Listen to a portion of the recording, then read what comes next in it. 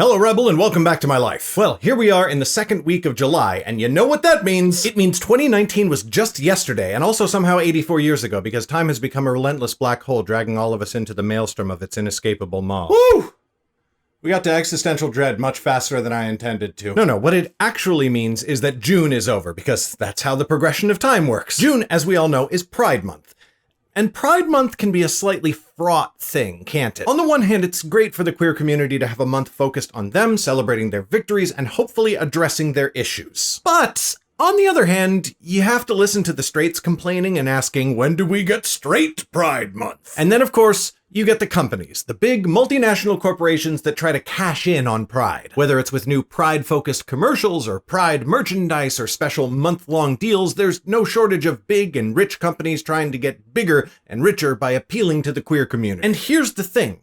I know why they do it. As someone on the fringes, when I first noticed all the Pride commercials and posts and whatnots, I thought it was so cool, like they were being so supportive. It's PR, it's just public relations. And on me and for many other people who didn't think too hard about it, it works or worked. It makes us think these companies are really doing something. And okay, listen, to be fair, they are doing something. It is a positive thing to promote greater acceptance of the queer community. But it's also like the bare minimum good thing. The needle is one single notch over into the good side of the sliding scale. And meanwhile, they're mostly just doing it to make money, right? That's kind of what it's all about. And the queer community recognizes this. And most who I've seen talk about it are a little leery of it, understandably. And of course, another annoying aspect of it all is that once June ends, so does the support from these corporations. They move on from rainbow capitalism to just good old regular capitalism. So what would be super cool is if companies provided some sort of tangible material support to the queer community that didn't just involve a couple of feel-good commercials and some rainbow merch that just puts more money in corporate pockets. And if they kept up that level of support all year round and not just during the 1 month where they're more or less obligated to. And if you don't already know where I'm going with this, you might be new here. Hi, welcome to the channel. A while back, I met this really awesome dude online named Oliver, and we talked in Discord, and he just seemed really cool. We ended up meeting in person at Rose City Comic Con, and we hung out, and I was there when he and his husband got married, and yeah, just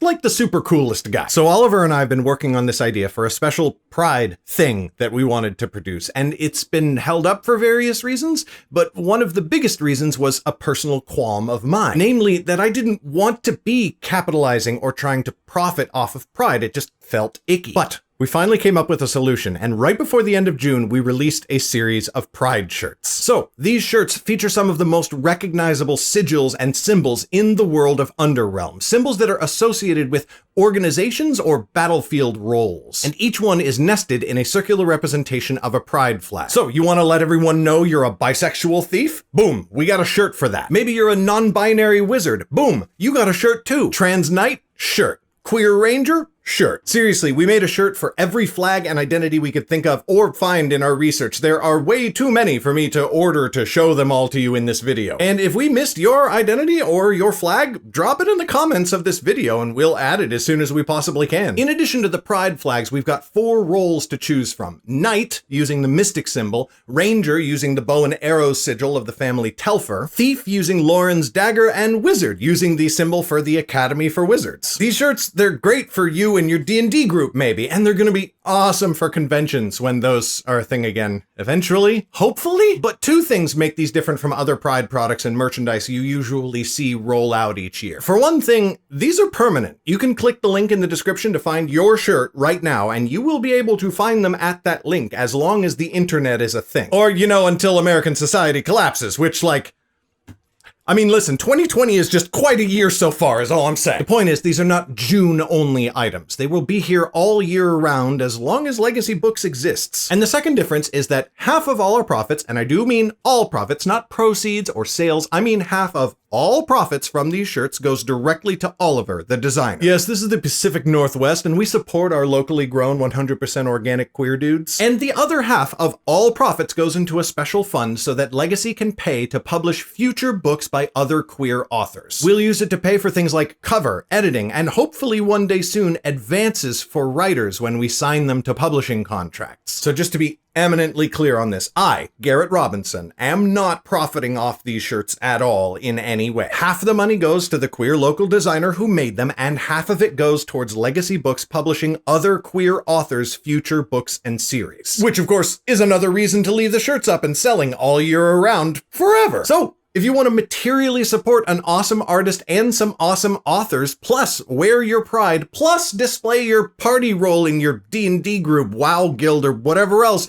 go pick out your Underrealm Pride shirt at the link in the description. And that is all I've got for you today, Rebel. I want to give a special shout out to my supporters on Patreon who make this and all my YouTube videos possible. If you want to become one of those awesome and incredibly attractive individuals for just $1 a month, you can get a new story of Underrealm every Friday, so check out that Patreon link in the description below. Thank you all so much for watching, and I will see you next Friday.